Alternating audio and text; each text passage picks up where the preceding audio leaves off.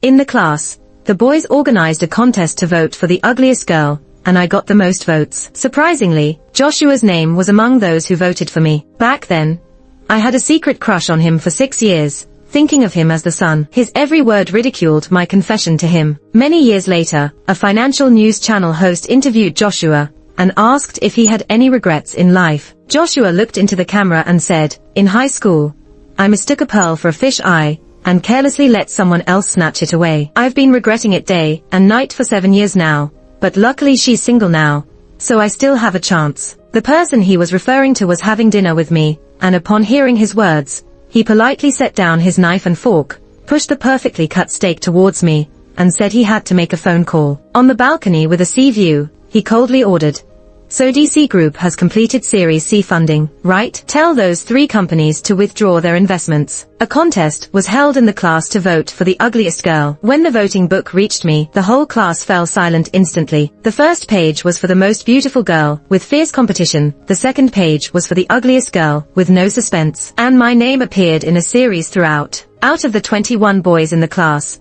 17 voted for me. I knew I wasn't good looking. Single eyelids, thick lips, slightly dark skin, outdated hairstyle, pimples on my forehead. I never desired love, especially not from Joshua. But when I saw Joshua's handwriting, my heart still sank uncontrollably. I had known him for 6 years, and liked him for just as long. I never expected that the day after I confessed to him, he would openly belittle me like that. Confessing to him was unexpected. I was helping my family's fruit stand at a street corner that day when Joshua passed by. I called out to him, handed him a bag of fruits, and said they were bought by his mother. Under the street light, his long eyelashes lowered. "Emily, I don't need your sympathy." He let go, and I didn't catch it.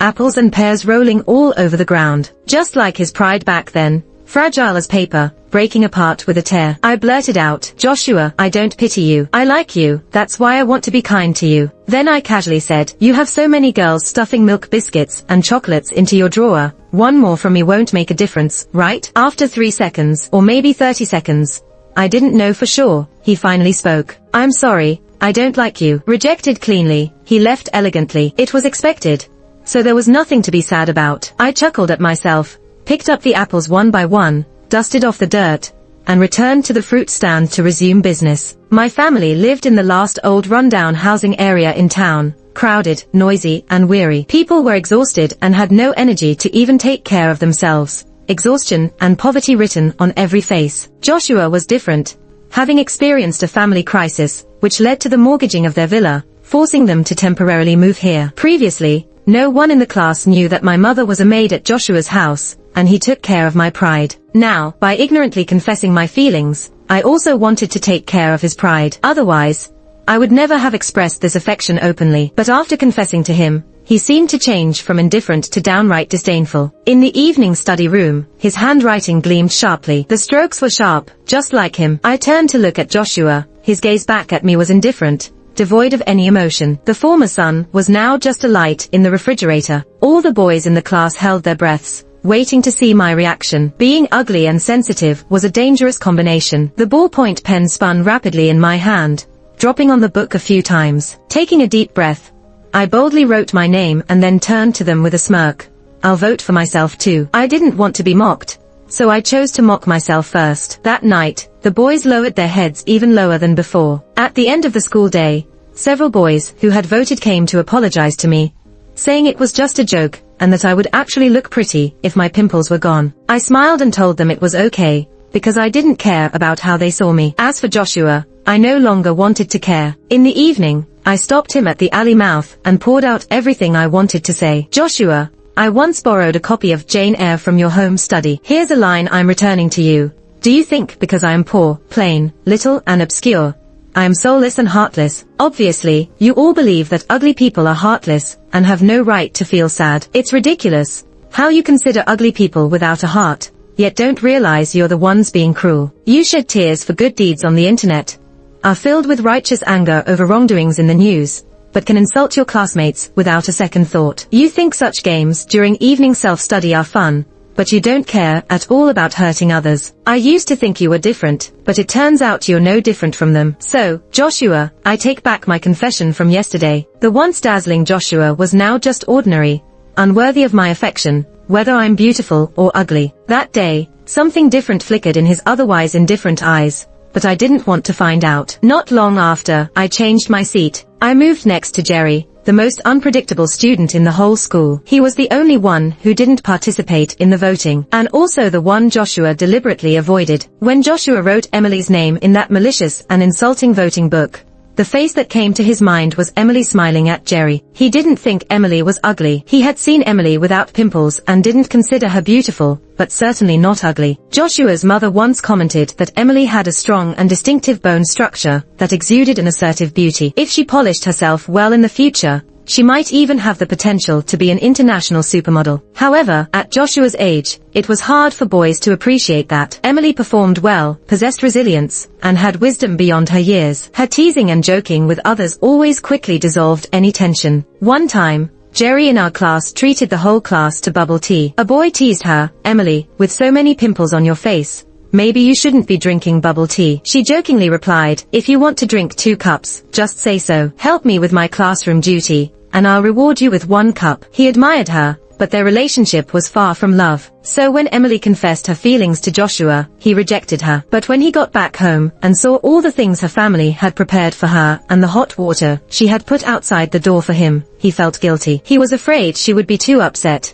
so he went out to find her. He ended up finding Jerry at her fruit stall. The classmates thought Jerry was just a rebellious troublemaker from a wealthy family, but only Joshua knew what he truly represented. It was a family his father had tried hard to connect with but couldn't. A family that had turned a blind eye to his family. Jerry's cool motorcycle was parked at the street corner. He took a book out of his bag and threw it to Emily. She held it precious and handed him an apple with a smile. He, a noble young master, not only accepted it, but also without washing it, casually wiped it on his clothes and took a big bite. It was the apple Joshua had just rejected. In the darkness, lying on that old wooden bed, Joshua looked at the silhouette in the window across, pondering the question once again, is Emily ugly? He thought, at least she was ugly when she smiled at Jerry. She used to only smile like that to him, genuinely and brightly. But since Joshua's family declined, she started smiling at others like that. Just moved next to Jerry for less than 2 days, and I already regret it. He's really strange. When I approached him with my book bag,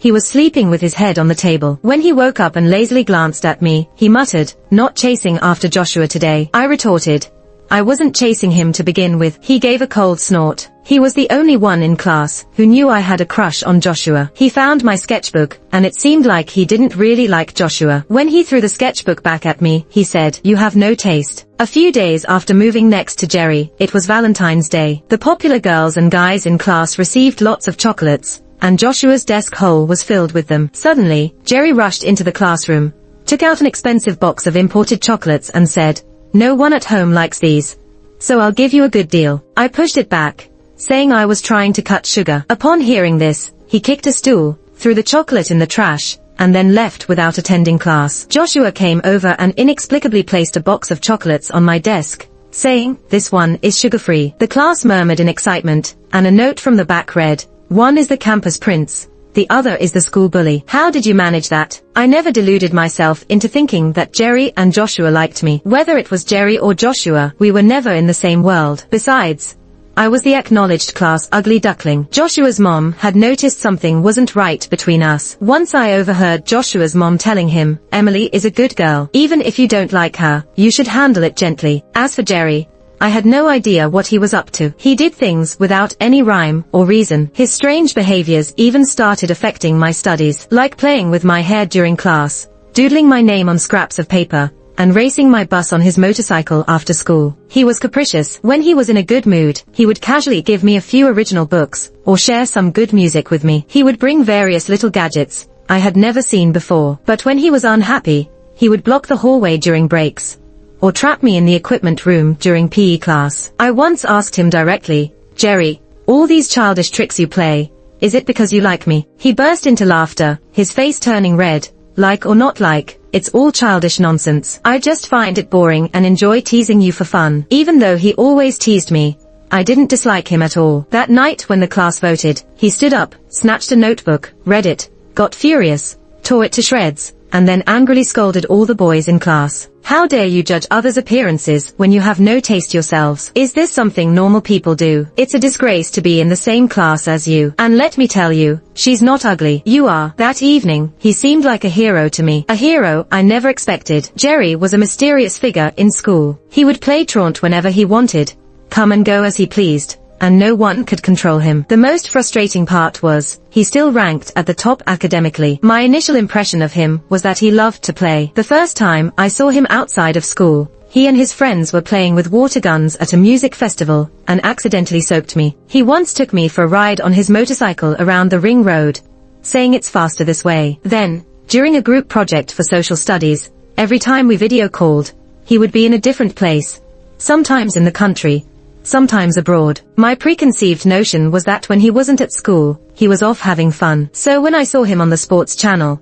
I was so surprised that I forgot to eat my dinner. On TV, he was calmly holding up a rifle, completely focused and calm, a stark contrast to his usual self. As I watched him aim at the target and pull the trigger, Joshua, who was having dinner at my house, suddenly stood up and said to my mom, "Auntie, my dad is coming back from the hospital tonight, and there are still some things at home that need to be arranged. Can Emily help me?" Joshua was lying. There was nothing he needed my help with. As soon as I entered the room, he subtly closed the door behind me, trapping me in his room. "Emily, do you only like Jerry because he shines so brightly? Do you realize how bad it sounds for the two of you to be locked in the equipment room alone? Are you and him even on the same level? Do you know his background? He doesn't even have to take the college entrance exam. He'll go abroad after graduation. This reckless affair of yours, when he's done with it, he'll just turn his head and go back to his high-class life. What about you? Have you thought about how bad your reputation will become?" The timely lit phone revealed a voice message from Jerry. "Emily, have you seen my handsome appearance? How do I look? I'm at your doorstep. Come out. Let's go eat kebabs." The old building had poor sound insulation, and his loud voice was perfectly audible inside. Before I could react, I heard my mom's voice. "You're Emily's classmate, right? She's helping Joshua across the street." After a moment of silence, I heard Jerry coldly say, "Is that so? Then I'll head back." The alley quieted down, but the phone message popped up again. "Come out. I'm at the mouth of the alley." Joshua got closer to me, too close for me to move. He leaned in, almost pleading, whispering in my ear, "Emily, don't go, okay?" When I reached the alley mouth, Jerry leaned against his motorcycle with a helmet in hand. Seeing me, he coldly said, "Get on." That day, he rode fast. We sped for dozens of miles until we reached the beach, where he finally stopped. As soon as we stopped, he grabbed my hand and led me towards the shoreline. His grip hurt, and my attempts to shake him off were futile. "Jerry, what's gotten into you?" He dragged me to the shore before stopping, then turned to look down at me. "He just kissed you, didn't he?" I trembled inside. Don't make things up. Though Joshua had been close to me just now, kissing me was impossible. Jerry reached out and lightly touched the corner of my lips. "I saw your shadows on the window." I turned my head to avoid his finger. "Jerry, why are you always so inexplicable?" I mentioned the incident from the CPR training, where I was paired with Joshua, and he immediately locked me in the equipment room. Every time I spoke a few more words with Joshua, he'd get mad. I asked him the same question again. "Do you like me?" Jerry's calloused fingertips lightly brushed over my lips. "Kiss me, and then I'll tell you." Under the moonlight, his features were like stars, his eyes deep as pools. Perhaps the moonlight was too beautiful, the sea breeze too gentle, his voice too alluring, or something else. A string within me trembled. I gently grabbed his shirt, stood on tiptoes, and met his slightly parted lips, awkwardly leaning in. As we touched, he instantly tensed his arms, one hand around my waist pulling me closer, the other holding the back of my head, kissing and nipping at my lips and tongue frantically. After what seemed like ages, he finally let me go. That day, we returned late, smelling of the sea in our hair and on our clothes. When Jerry dropped me off at the alley mouth, Joshua was under a street lamp. His father was being discharged from the hospital, and Joshua's mom and Joshua were helping him onto a wheelchair. Joshua glanced at us, a hint of brokenness in his expression. Following Joshua's gaze, his dad suddenly got emotional upon seeing Jerry, rolling off the wheelchair to kneel before him,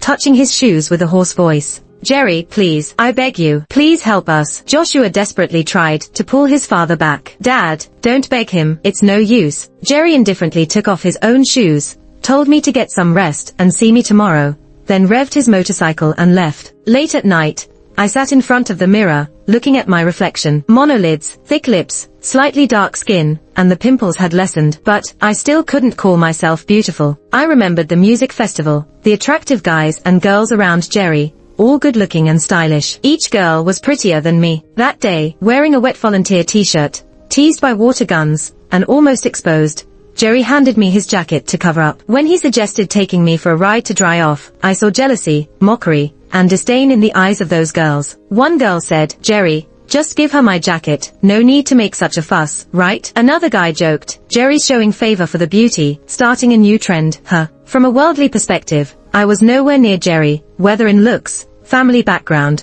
or personal achievements. Seeing Joshua's father kneeling and begging while Jerry didn't bother with pleasantries, I realized how far apart our worlds were, beyond my imagination. I recalled Joshua's words, "You two are ridiculous. After he's done, he's still a first-class gentleman. What about you? Jerry and I are not from the same world. He was born in Rome, free to live as he pleased. But me?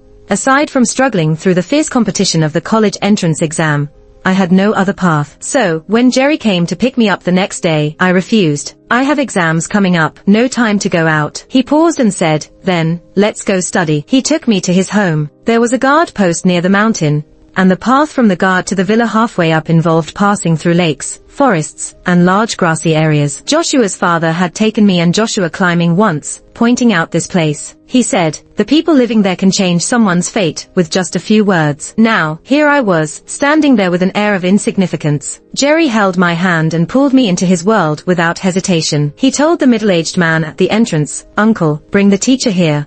Let her tutor my girlfriend in physics. She's lagging in that subject." That day, I went through a day of physics lessons in extreme shock, confusion, and anxiety. Throughout, he propped his cheek, watching me with a smile. Occasionally, he fetched me water, brought a fruit platter. Towards the end, he circled me in the chair, breathing near my ear. "Had enough studying today. Want to do something else?" I blushed and pushed him away. "Your parents must be coming back soon, right? I should go." He lightly nibbled on my earlobe and whispered, "They are abroad." I immediately jumped up. Then I really should go. He wasn't upset, just pecked me on the lips and then took me back on his motorcycle. After he left, I stood at the end of the dilapidated alley and looked towards his house, realizing deeply for the first time that we lived in a huge gap. This gap didn't bother Jerry at all, but I found it hard not to care. Why does he like me? Is it because I'm something new? How long will this novelty last? I don't know. I kept telling myself desperately, live in the moment. Don't worry about things that haven't happened. Never thought this day would come so soon. It all started when Joshua's dad came to see me. That day, he sat uncomfortably in his wheelchair,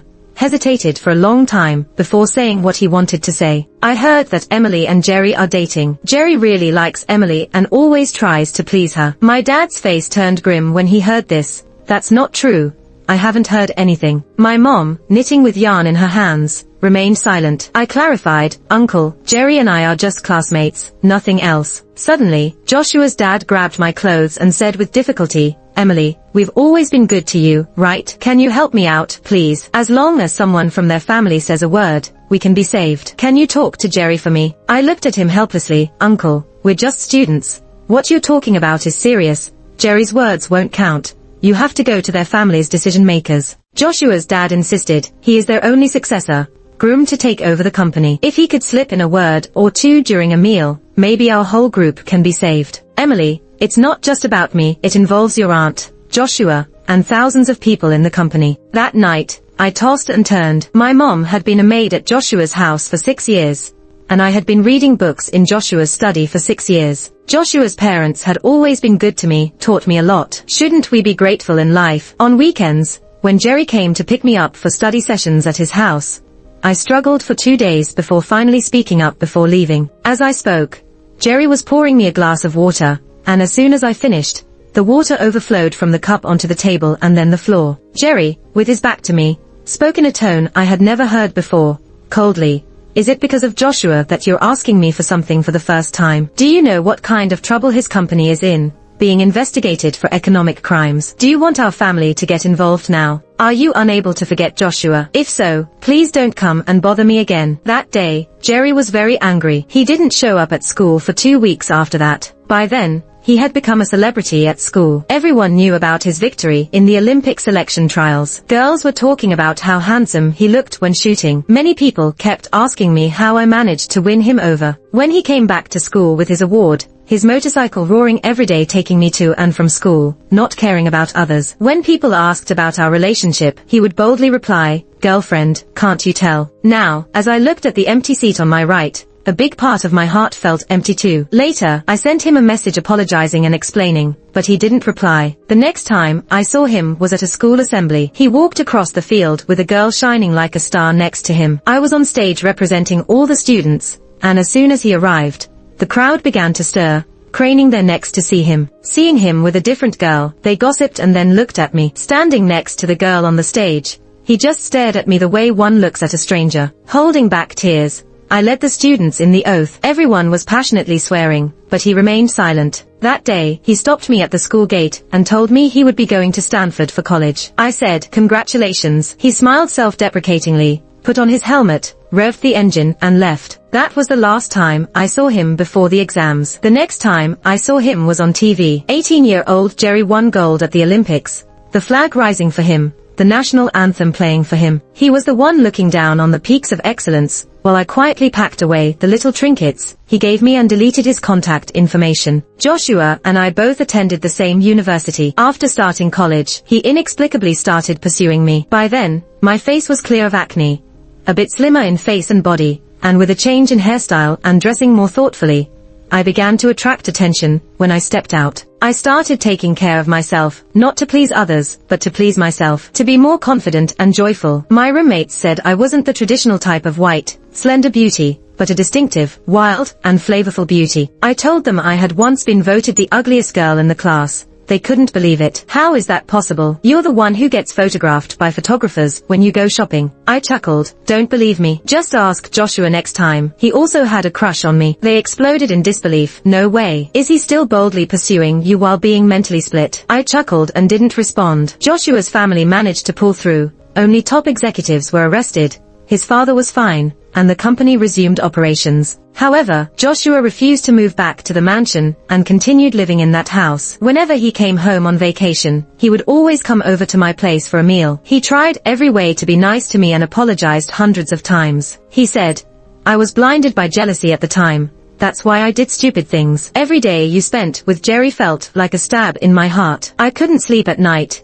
Every time I saw you smile at him, I felt like I was dying. "Give me another chance, please." I accepted his apology, but didn't accept his confession. Some things, once missed, are missed forever. Some feelings, once gone, are gone for good. Yet he persisted. Besides academics and starting a business, all his time and energy was spent on me and my family. I said, "Stop trying to impress yourself." In my junior year, two major turning points happened in my life. 1, my family's house was demolished. My parents no longer had any worries. 2, I signed with an international modeling agency and earned my first bucket of gold in life. After appearing in various fashion shows at home and abroad, more and more people started pursuing me, but I had no desire to date anyone. My roommates teased, "Could it be that you've met someone too stunning at a young age, making it hard for you to fall for anyone else?" I pictured Jerry's smiling face in my mind. It had been a long time since I saw him, but I kept up with his updates. One of my roommates was his die-hard fan and would occasionally share his posts in our group chat. He still loved adventures, with posts showcasing extreme sports worldwide like rock climbing,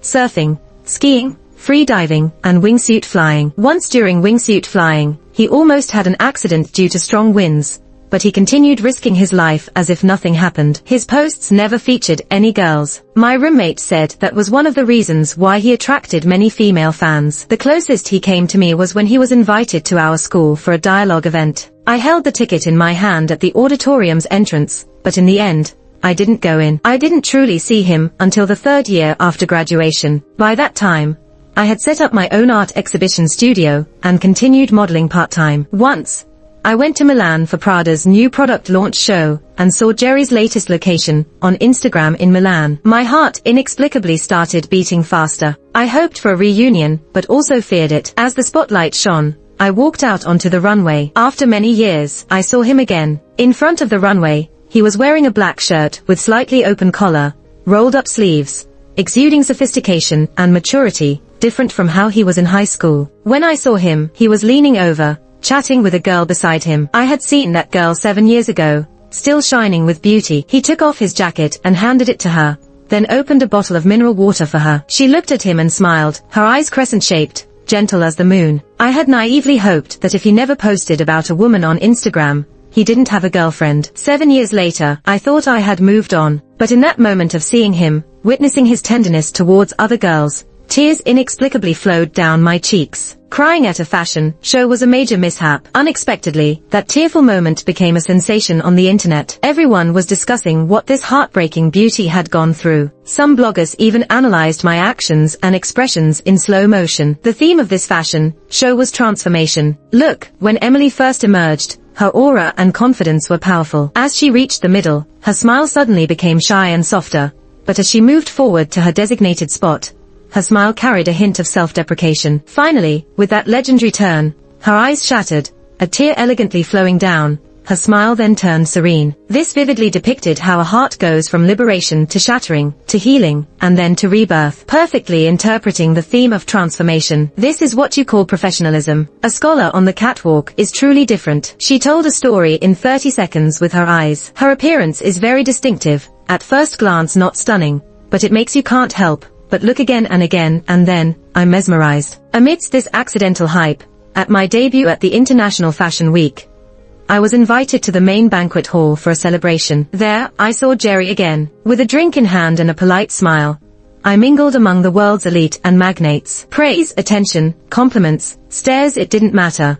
I had my own agenda. From the moment I entered, Jerry's gaze never left me. I pretended not to notice, moving smoothly among the various men, allowing those with money and power to view me as a target of pursuit. I knew what I was doing and how to gain what I wanted without losing out in such settings. One drink after another, changing dance partners. During the 7th dance, Jerry put his arm around my waist. A familiar voice sounded in my ear, filled with anger. Emily, you're doing this on purpose, right? Deliberately seeking his attention, deliberately provoking him. I lightly placed my hand on his shoulder, my eyes hazy. Yes, I was doing it on purpose. In this world of extravagance, some are fish, some are bait, some are fishermen, everyone has a purposefully arrived goal. He tightened his grip on my waist, pulling me a bit closer. It's been years, you've learned not to speak anymore. After so many years, Jerry has learned to wrongly accuse. He stared into my eyes like an eagle, his grip becoming firmer. Where's Joshua? Why isn't he with you in Milan? I asked. What about your companion? Not showing up tonight, so you saw me on the runway. I fell silent, no longer speaking,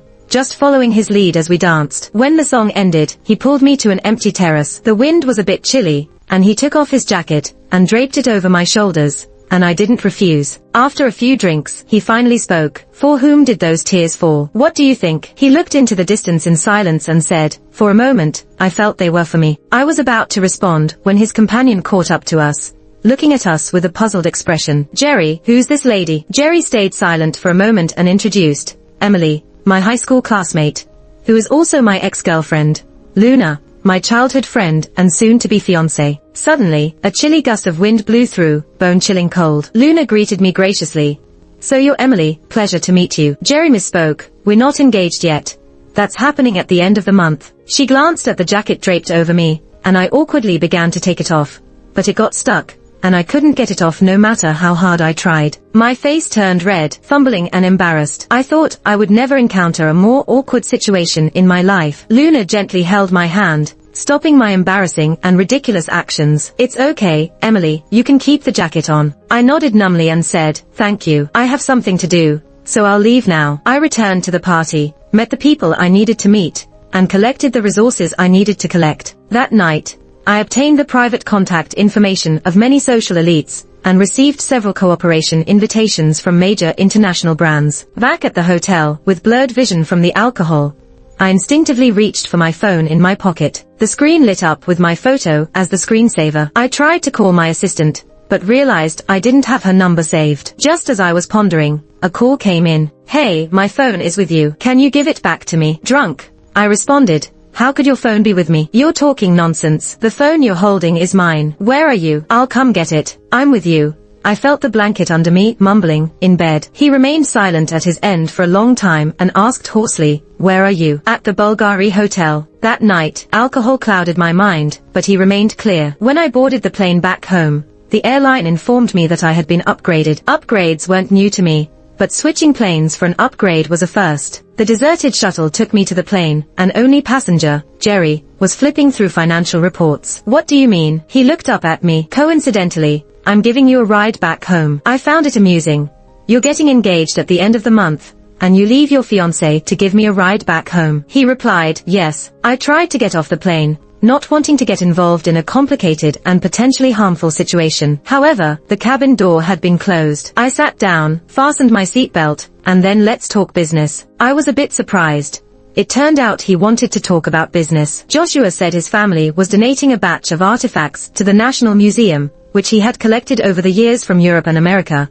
Some he found in the wild, others he bid on at auctions, and some were donated by wealthy businessmen, totaling 361 pieces. These artifacts would be exhibited separately. He said, "I want to entrust your company to handle this." Despite great difficulties internally, I immediately agreed. He chuckled, "You're committing without discussing the commercial terms. Even if I have to pay for the privilege, I will grab the opportunity. I understand the social value far outweighs the economic value. When shall we sign the contract?" To show sincerity, I opened my laptop on the spot and drafted a plan. While drafting, I asked him a question. "Are those artifacts all on this plane?" "They are not here, and there's no space for them." Disappointed, I asked, "None of those treasures you found are here?" I was looking forward to seeing them. He turned his gaze from the pad back to me, looking me in the eye. "One is, I must keep it with me to be at ease." I asked eagerly, "What is it?" After the plane landed, without a word, he took me straight to a KN, and all the way to the villa. Whenever I showed any resistance, he would ask,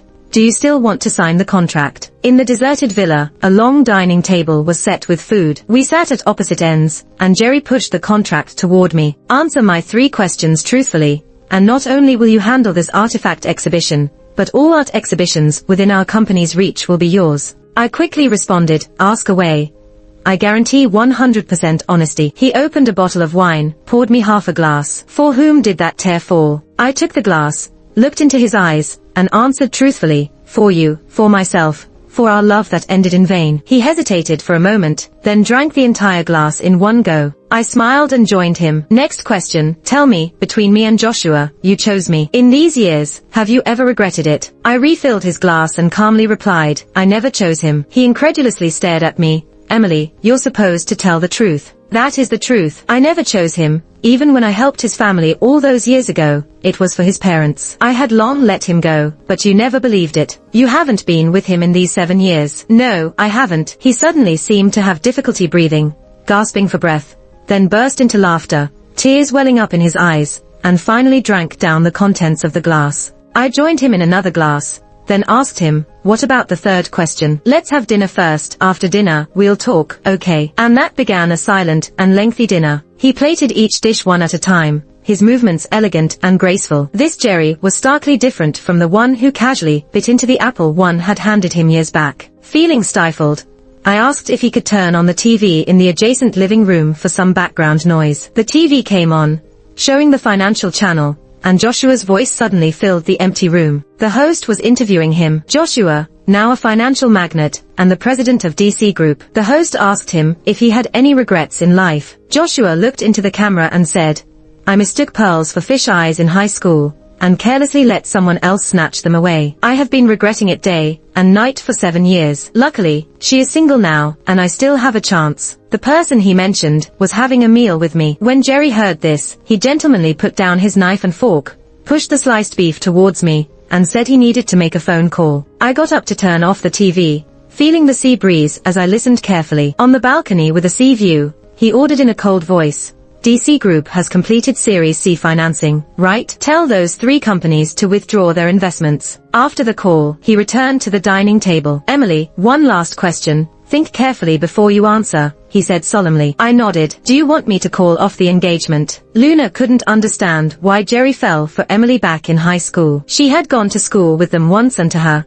Emily seemed just like an ordinary person, decent appearance, good grades, average family background. She could stand out among ordinary people, but compared to Jerry, she seemed quite far off. Only Jerry knew why. The first time Jerry saw Emily was at an accident scene. That day, a young construction worker in his 20s fell from a 6-meter-high building under construction, his thin chest piercing the exposed steel bars. He didn't die on the spot. Instead, he hung on the steel bars, his body covered in blood, coughing up blood while crying out for his mother. The scene was too bloody, and the bystanders were in chaos, not knowing what to do, only able to watch the poor guy, blood flowing more and more. Some sighed sadly, some covered their faces and wept, some couldn't bear to look anymore. Just as Jerry was calling for an ambulance, a girl in simple clothes and a backpack rushed out. She hugged the blood-soaked construction worker with all her strength, lifting him up so he had something to rely on, not having to stand on his tiptoes alone. She said softly, "Don't be afraid, it will be okay. The doctor will come soon.